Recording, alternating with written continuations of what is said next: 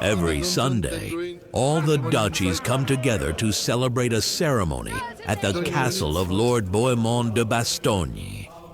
This time, we have the presence of our king, Louis Leoncoeur. With his blessing, we will witness the promotion of one of the members of our regiment of renown, known as the Company of the White Boars. Delian becomes a sergeant and is now in charge of the whole regiment. Now entering the Lord of Caron and Royarch of Bretonia. I'm in your debt. Leoncoeur. Hail the king.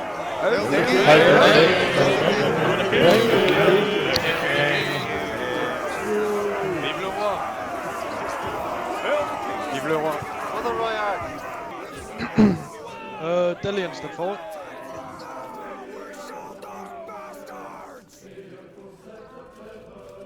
Delian, since Garden was recently made my new squire, you have taken over the leadership of my regiment, my elite regiment, and you have done well in leading it and training the men, and for that reason, I'll now promote you to Sergeant of Arden. May you continue to lead my regiment to glory. That is all.